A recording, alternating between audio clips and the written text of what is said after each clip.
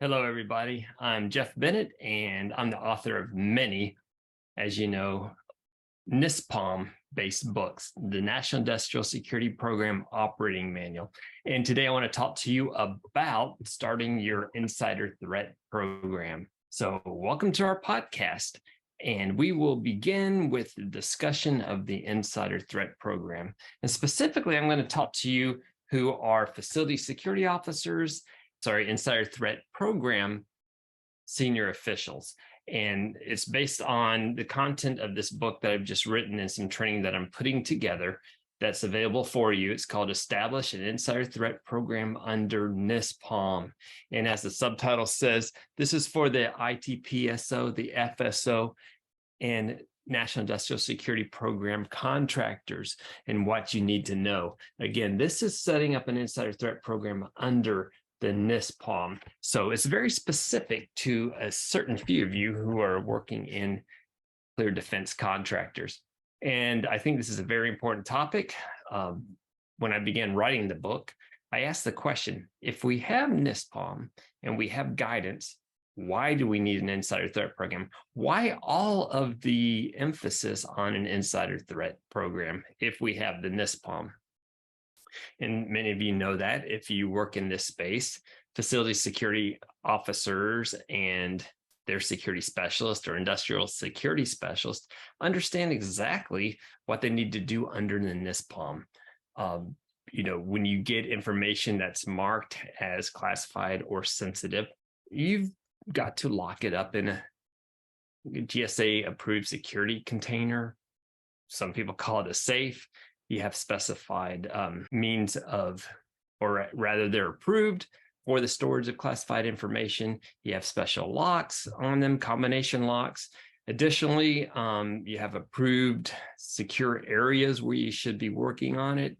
And defense contractors are built with alarms, access controls, fortified buildings, fortified rooms, you name it, they're all there. Again, with all this protection, why do we really need an insider threat program? Well, I'll tell you why. We've got to protect our classified information a bit better. As you may notice, I talked about fortified buildings, barriers, guards, guns, alarms. NISPOM covers the wide range of how to protect classified information as physical items, as documents, and as information or software on computing devices, information systems, right? So they have to be approved. Again, great information and great way to secure that information, but who's it secured against, right? It's secured against people trying to break in, unauthorized intruders, right? All the way down to locking everything up. But what about those people who have the alarm codes, access passwords, PIN numbers, biometrics? They can get into the safes. They are authorized to work on these products. How do we set up a program to protect classified information from these trusted employees? Well, the answer is with that insider threat program. But not everybody is focused on, while they put together these insider threat programs, they're not really focused on protecting this classified information. They're focused on applying two prominent countermeasures as their solution for protecting the insiders, protecting against insider threat. These are often referred to as monitoring employee activity on computers, as well as reporting requirements as found in NISPOM. And I'm going to hit on those specifically, why they are a good idea to use, but a bad idea to rely on for detecting that insider threat. So let's hit specifically the first topic of monitoring employee activity. So under the NISPOM, as I mentioned earlier, there are great countermeasures that help prevent outsiders from breaking into clear defense contractor locations. And NISPOM lists those countermeasures, again, which include alarms and locks and access control. Again, these do a great job of keeping people external people outside of the organization. But there are also other requirements that came before the insider threat program came about.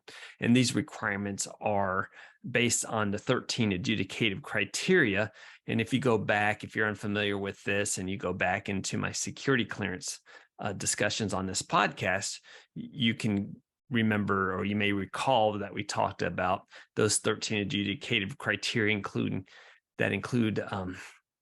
topics under foreign control, foreign influence, foreign relations, legal problems, some counseling, financial issues. And so there are, again, 13 items that we should be reporting. And there are reporting requirements according to NISPOM that should be provided to the facility security officer. Reporting requirements include items that will make classified information more vulnerable or show lack of ability to protect classified information. So these reporting requirements also include things that may affect an individual's ability to protect classified information, as well as a facility's ability to protect classified information according to NISPOM. But again, there are those reporting requirements that should be leveraged. But my argument is that any one of these 13 adjudicative criteria topics may not necessarily indicate an insider threat. Again, they're broad general topics that may highlight a behavior and highlight a potential concern, but reporting on these may not indicate an insider threat. May indicate somebody's unable to properly make wise decisions as far as their personal lives. For example, if somebody is arrested for drunk driving, does not mean that they are going to commit espionage or sabotage. So there are better things to look for. Again, these reporting requirements are necessary. They should be conducted. However, relying solely on these reporting requirements, as some do, is not the answer. It's not the complete answer. It's part of it. And I'll give you another example. Some of my fellow FSOs, in describing their insider threat program, some of them do use matrices to capture employee behavior, and that's what they spend a lot of time discussing in their insider threat program meetings.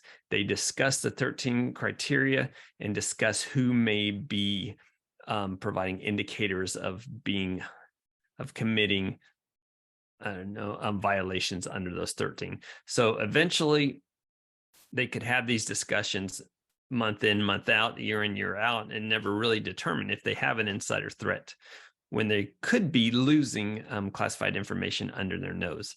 So there is a better indicator. Again, this reporting is necessary. It is required, and by all means do it, but it should only be a part of your insider threat program.